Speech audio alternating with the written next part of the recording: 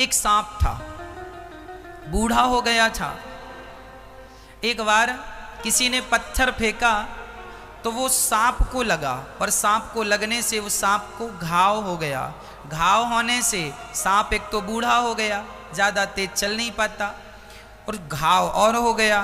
तब सांप को बहुत सारी चींटियाँ लगने लगी, और चींटियाँ लगी ना तो सांप तड़पने लगा। वो बार बार मुंह से अपने चींटियों को झड़ाए, पर कितनी झड़ाए, चींटियाँ तो चींटियाँ बहुत सारी हैं।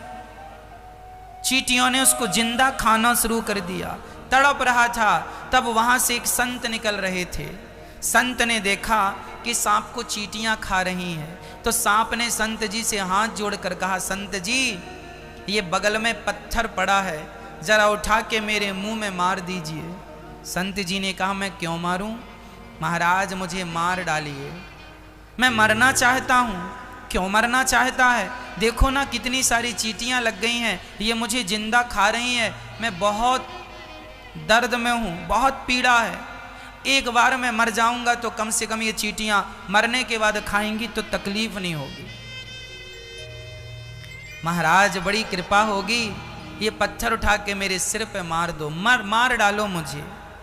संत ने कहा, भैया देख, यदि मैं तुझे मारूंगा तो तू तो मर जाएगा, लेकिन तुझे मारने का पाप मुझे लग जाएगा। मैं क्यों किसी की, आज तक मैंने किसी की हत्या नहीं की, मैं तेरी हत्या करके पाप क्यों सिर पे लादूं? देख मुझसे अपराध नहीं होगा। तो सांप ने कहा, महात्मा जी आप तो सब जानते हैं, आप मुझे बस इतना बता दो कि आखिर मैंने कौन सा पाप किया था जिस पाप के कारण मुझे ये कष्ट उठाना पड़ रहा है, ये सारी चींटियां मुझे खा रही हैं। कौन हूं मैं? कौन सा मैंने पाप किया था कि ये चींटियां मुझे जिंदा खा रही हैं? तब संत जी ने कहा, बेटा पिछले जन्म में तू नेता था, नेता। जब सरकार समाज की सेवा के लिए, प्रजा के लिए पैसा निकालती थी तो तू गांव का, शहर का सारा पैसा तू ही खा लेता था। लोगों का पैसा, लोगों के नाम का पैसा तू खा लेता था। प्रजा बड़ी दुखी रहा करती थी, तूने लोगों का खून चूस लिया था। वही प्रजा ये चींटियां हैं, और वही नेता तू है। तूने इनका खून चूसा था, इस जन्म में ये तेरा खून चूस रही हैं। किए का दंड देर सवेर मिलता जरूर है। ईश्वर के घर देर बहुत हो सकती है, पर अंधेर नहीं हो सकती। जैसा किया है वैसा भोग रहा है। इसलिए मेरी मां तुम ना गलत करना, जमाना कर रहा है करने दो। वो अज्ञानी है, वो ना समझ है, आप तो समझदार हैं, आपको तो ये ज्ञान है। इस दुनिया में कोई भी दुख पाता है तो वह अपने कर्मों के कारण पाता है। सुख पाता है तो आपके अच्छे कर्मों के कारण। आपने किसी जन्म में अच्छे पुण्य किए थे, जिसका परिणाम इस जन्म में आप सर्वगुण संपन्न है, अर्थात सुखी हैं। भगवान ने धन भी दिया है, पद भी दिया है, प्रतिष्ठा भी है, सब थोड़ा थोड़ा ईश्वर ने दे रखा है। खाने को रोटी है, पहनने को कपड़े हैं, रहने का घर है, समाज में नाम है, ये सब तुम्हारे पुण्य से मिला है, किसी जन्म के पुण्य से। यदि तुम्हें आज गरीबी मिली है तो ये भी तुम्हारे कर्मों का ही दंड है। तुमने जो पाप किया है उस पाप का फल तुम्हें इस जन्म में गरीबी के रूप में उठाना पड़ रहा है। पर कोई बात नहीं, गरीबी अमीरी जो है, जो पिछले जन्म में किया था सो अब मिल रहा है। अब अच्छा करते चलो ताकि अगला अच्छा हो। आज लोग एक एक रोटी को तरस रहे हैं, आज लोग गरीब हैं, दुखी हैं। क्यों? क्योंकि सब अपनी अपनी करनी का, सब अपनी करनी का फल है। इसलिए हम कहा करते हैं, किसी को दोष ना दिया करो। किसी को दोष देने से कोई फायदा नहीं। हम अपने धर्म का पालन करें, भगवान के चरणों में समर्पण करें और पापों से बचें। किसी भी प्रकार का हमसे पाप ना हो, ना तो निंदा करने का पाप हो, निंदा भी पाप है, चुगली भी पाप है, यहाँ की बातें वहाँ करना, ये लड़ाना फंसाना ये भी पाप है, ज़्यादा गुस्सा करना ये भी पाप है। इन सब चीज़ों से बचो। छोटी सी जिंदगानी है तुम्हारी, प्यार मोहब्बत से क्यों नहीं जी लेते? मर जाओगे, सब धरा रह जाएगा। जिसके लिए लड़ते मरते हो, प्यार के दो शब्द कह लिया करो, प्यार से मुस्कुराया करो, मदद किया करो, लोगों की सेवा किया करो। ईश्वर ने तुम्हें देने के लायक बनाया है, दो दो दो। कोई तुमसे मांगे कि भैया हमारी बेटी का विवाह है, हम बड़े गरीब हैं, तो तुम्हें देना चाहिए कि नहीं? देना चाहिए, देना चाहिए। पर आज लोग ना, आजकल लोग देते तो हैं पर ब्याज बहुत, 10% लूंगा तब जाके 10,000 और 20,000 दूंगा। क्यों जी? ब्याज बहुत खाने की आदत हो गई तुम्हारी। मैया जी, ब्याज ना खाना कभी।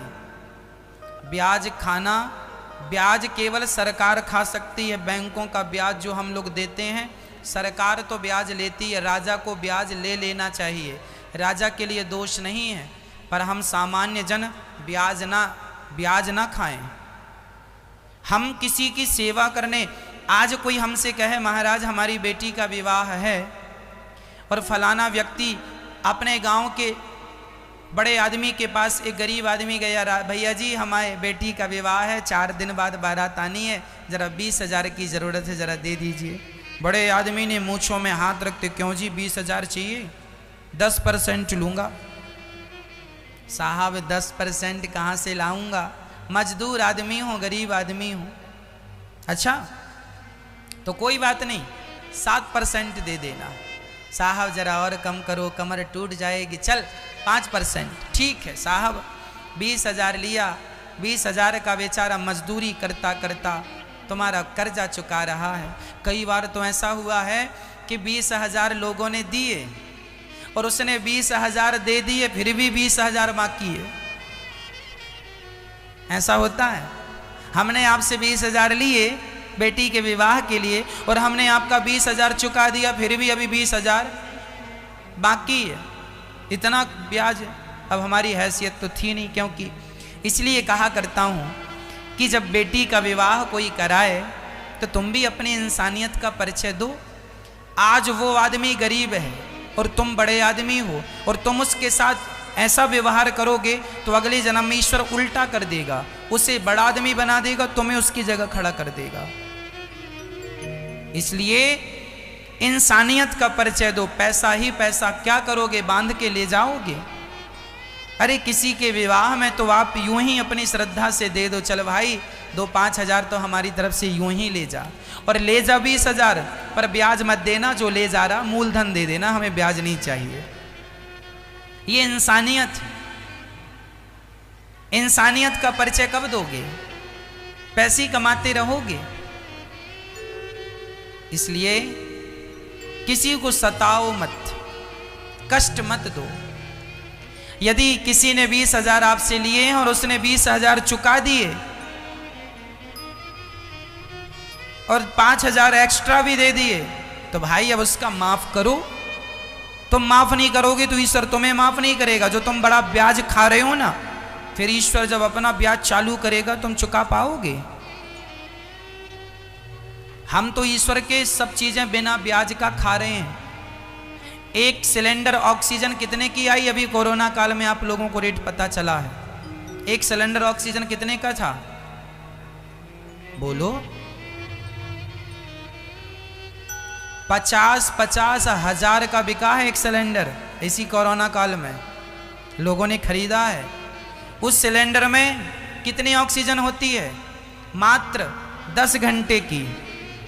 बड़ा सिलेंडर है तो छोटा है तो 5 घंटे की ऑक्सीजन है। 10 घंटे की ऑक्सीजन, चलो मैं 12 घंटे की बोल रहा हूँ, 12 घंटे की ऑक्सीजन 50,000 की, 50,000 चलो छोड़ो, यदि 12 घंटे की ऑक्सीजन 10,000 की भी लोगों ने खरीदी,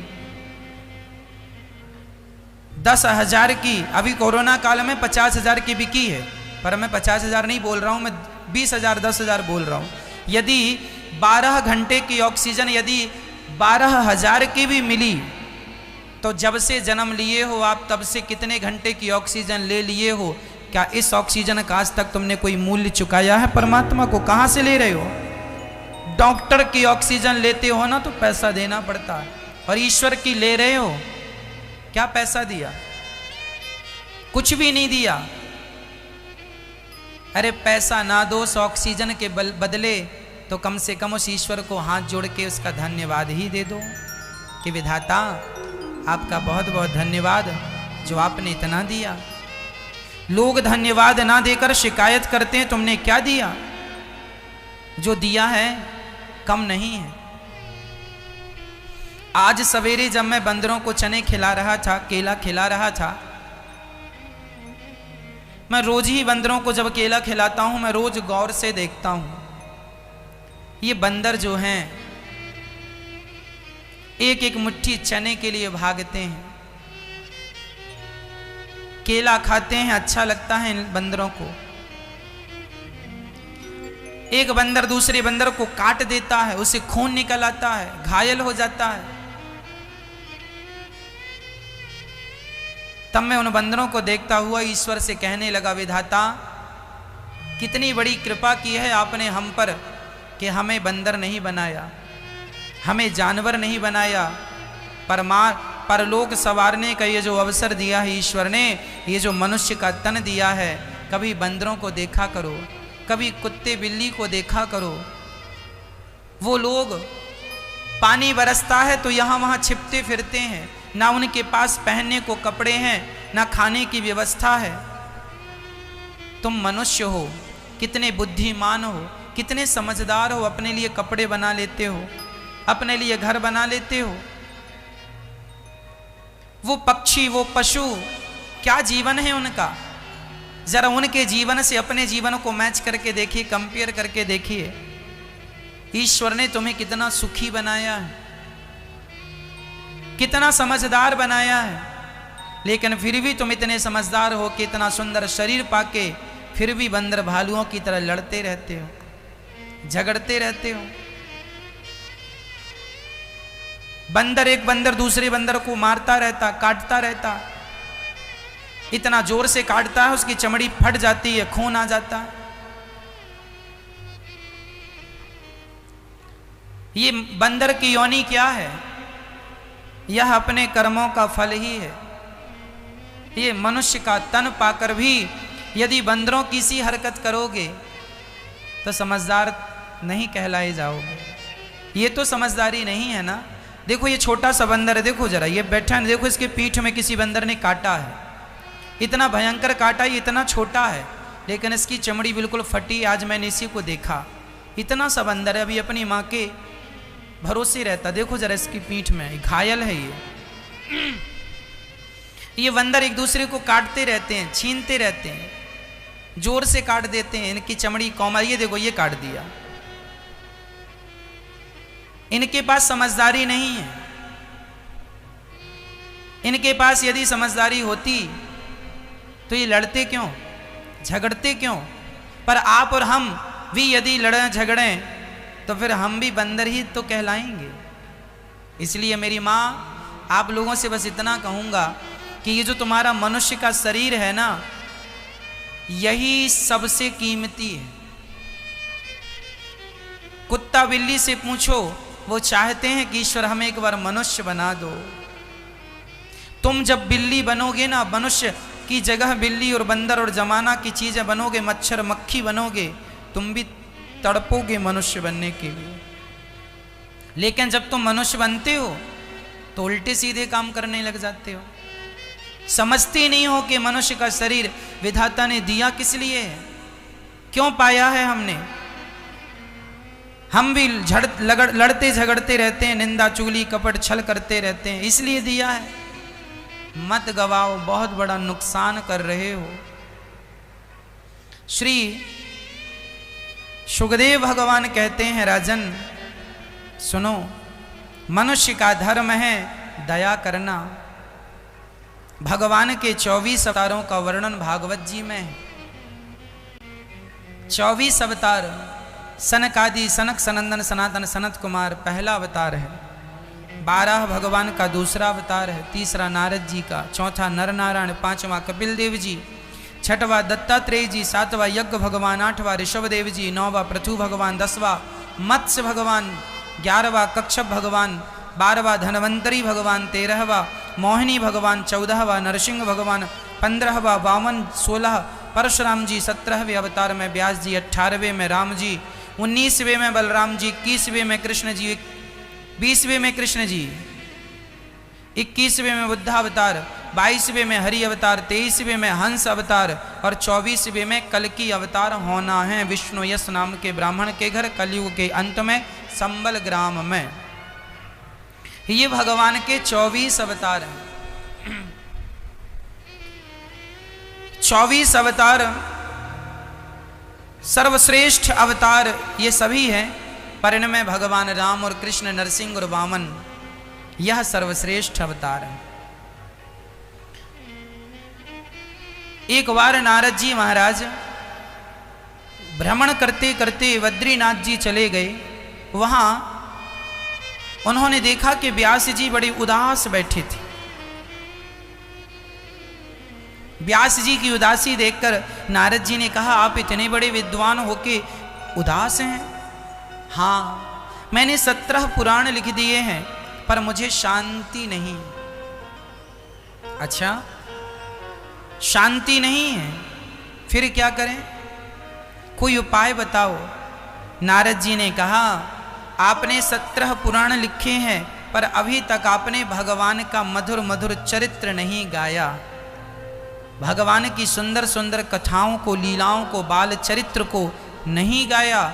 यदि बाल चरित्रों को गाएंगे तो आपको शांति जरूर मिलेगी। नारद जी ने कहा, मैं पिछले जन्म में दासी पुत्र था, संतों की कृपा से मैं ब्रह्मा पुत्र बना। मैया जी, सत्संग बहुत बड़ा परिवर्तन लाता है। कुसंग और सत्संग दोनों में बड़ा अंतर है।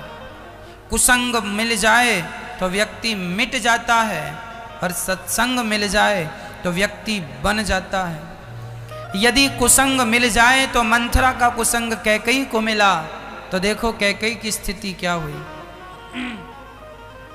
और विभीषण को हनुमान जी का सत्संग मिल गया, तो विभीषण जी की स्थिति क्या हुई। कुसंग और सत्संग दोनों महत्वपूर्ण है। जिसमें हमें कुसंग से बचना है और सत्संग से जुड़ना है। कुसंग रूपी बुराई का परहेज करना है, सत्संग रूपी दवाई का सेवन करना है।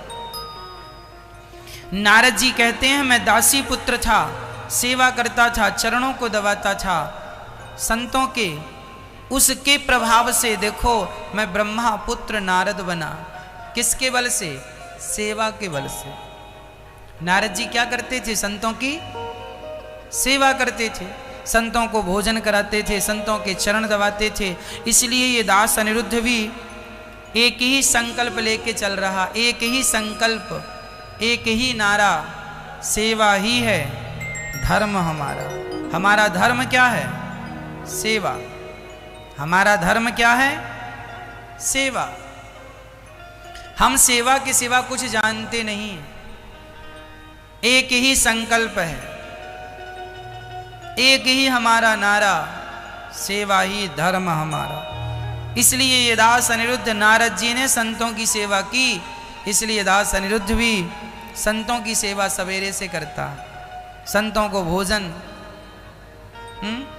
की व्यवस्था, यही सेवा, ये संतों की सेवा है। नारद जी कहते हैं, मैंने सेवा की तो मैं ब्रह्मा पुत्र बन गया। अपना प्रमोशन चाहते हो तो सेवाओं से जुड़ जाओ। सेवा करने वाला व्यक्ति भगवान को बहुत प्रिय होता है, भगवान उससे अत्यधिक प्यार करते हैं जो सेवा करता है। इसलिए सेवा करो, संतों की, ब्राह्मणों की, बूढ़ी माँओं की, अपने माता अपने पिता की, ज़रूरतमंदों की सेवा करो। ये दास सवेरे से उठकर सोने तक रात्रि को सिर्फ सेवा का काम करता है। इसलिए आपसे भी कहा करता हूं, इन संतों के लिए यहाँ रोज अन्न क्षेत्र बंटता है, आप भी एक दिन का अन्न क्षेत्र अपनी ओर से बंटवा सकते हैं, सेवाओं से जुड़ सकते हैं। नारद जी को संतों ने मंत्र दिया अष्टाक्षर, और उस मंत्र का जाप करके नारद जी ने कहा, मैं अपनी माँ की सेवा करता हुआ, जब मेरी माँ का शरीर पूरा हुआ, मैं माँ का संस्कार करके जंगल जाकर और उस मंत्र का जब जाप किया, उस मंत्र के प्रभाव से मैं दासी पुत्र से ब्रह्मा पुत्र हो गया। किसके प्रभाव से? मेरी माँ, मंत्र के प्रभाव से, सेवा के प्रभाव से। जीवन में सब चीजें जुड़ती हैं। 10वीं क्लास में 6 सब्जेक्ट होते हैं बच्चों के सामने। कितने सब्जेक्ट होते हैं? हम जब पढ़ते थे तब तो 6 थे, अब तो ज्यादा हो सकते हैं, कम ज्यादा हो सकते हैं। हमारे समय पे 6 सब्जेक्ट हुआ करते थे।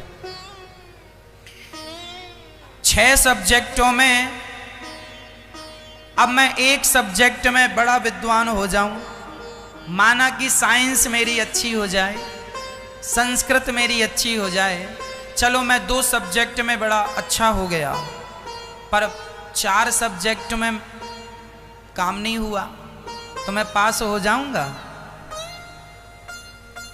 मेरे 2 सब्जेक्टों में 100 में से 100 नंबर आए और बाकी सब्जेक्टों में 100 में से 10-10 नंबर आए, काम बनेगा? मैया जी, 6 सब्जेक्ट में आपको काम करना पड़ता है।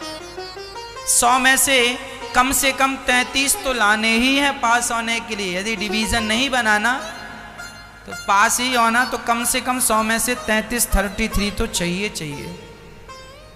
हाँ मैया जी, ओ मेरी माँ, सही है, चाहिए, हर सब्जेक्ट में चाहिए। 10वीं पास करने के लिए 6 सब्जेक्ट होते हैं स्टूडेंट के सामने, विद्यार्थी के सामने। 6 सब्जेक्ट में काम करना होता, 6 सब्जेक्ट में अच्छे अंक लाने होते, तब जाके डिवीजन तैयार होता। पास होने के लिए भी 33 तो लाओ। उसी प्रकार भगवान तक पहुंचने के लिए भी 6 सब्जेक्ट हैं। कौन कौन से? पहला सब्जेक्ट है मातृदेवो भव। मां की इतनी सेवा कर लो, इतनी सेवा कर लो कि कम से कम मां की सेवा से तुम्हें 33 नंबर मिल जाएं। पहला सब्जेक्ट है गृहस्थी का। क्या मेरी मां? तुम्हारा और तुम्हारे पति दोनों का, तुम दोनों माँ की और अपनी सास की इतनी सेवा करो, कम से कम 33 नंबर। और डिवीजन बनाना है, अच्छे पद में जाना है तो फिर ज्यादा नंबर आए। सास की इतनी सेवा करना, माँ की इतनी सेवा करना कि कम से कम ईश्वर तुम्हें 33 अंक तो दें। पहला विषय है मातृदेवो भव। दूसरा पितृदेवो भव। दूसरा पिता की सेवा। पिता की इतनी सेवा कर लेना कि कम से कम विधाता 33 नंबर दे दे। मातृदेवो भव, पितृदेवो भव। आचार्य देवो भव। गुरु जी की इतनी सेवा करना कि विधाता कम से कम 33 नंबर दे दे। और अतिथि सेवा, अतिथि देवो भव। अतिथि की इतनी सेवा करना मेरी माँ, इतनी सेवा, घर में कोई भी अतिथि आए बड़ी श्रद्धा से उसका सम्मान करना, मुस्कुराते हुए बात करना, उसे प्रसन्न करना अपने व्यवहार से, यही तुम्हारा गृहस्थ का सबसे बड़ा धर्म है। ये 4 सब्जेक्ट हैं, इन 4 में कम से कम 33 अंक तो चाहिए। और इनके अतिरिक्त 2 सब्जेक्ट और हैं। पहला सब्जेक्ट है सत्य के मार्ग पर चलना। इन सबकी सेवा करते हुए हमें बोलना क्या है? मार्ग कौन सा अपनाना है? सत्य का। सत्य के मार्ग पर ऐसे चलना कि कम से कम उस मार्ग में चलने में कम से कम 33 नंबर तो मिल जाएं, और 33 नंबर पा गए तो ठीक है।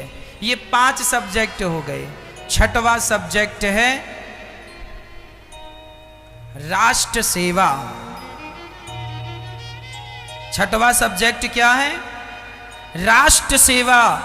अपने देश के लिए कुछ ऐसा कर जाइएगा। देश के लिए राम जी जब अयोध्या से गए वनवास, तो अयोध्या की मिट्टी अपने साथ लेके गए थे। जननी जन्म भूमश्च स्वर्गादपि गरीयसी। यदि मेरी माँ का ऋण मेरे सिर पर है, मेरे पिता का ऋण मेरे सिर पर है, तो मेरी मिट्टी का भी तो मेरे ऊपर ऋण है। ये ऋण कब चुकाओगे? ये मिट्टी का ऋण तब चुकता है जब इस मिट्टी के लिए, जब आप सत्य के मार्ग पे चलते हुए अपनी मिट्टी को झुकने नहीं देते। यदि मैं ही गलत करूंगा तो फिर मेरी माटी, मेरी माँ भरोसा किस पर करेगी? अरे बेटा, मैं तेरी भारत माता हूं, मैंने तुझ पर भरोसा किया कि तू भ्रष्टाचार नहीं करेगा, तू अनाचार नहीं करेगा, पर तू भी भ्रष्ट हो गया। तू ही बता बेटा, मैं किस पर विश्वास करूं? भ्रष्टाचार करके इस भारत मिट्टी का विश्वास ना तोड़िएगा।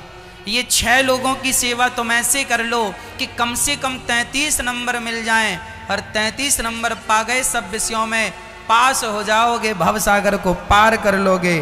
और ज्यादा सेवा करोगे तो ईश्वर अपना धाम प्रदान कर देंगे। पापी व्यक्ति की मौत भी जल्दी नहीं आती, ये भी ध्यान से सुनना। पापी आदमी जल्दी से मरता नहीं है। हाँ मेरी माँ, जल्दी से उसकी मृत्यु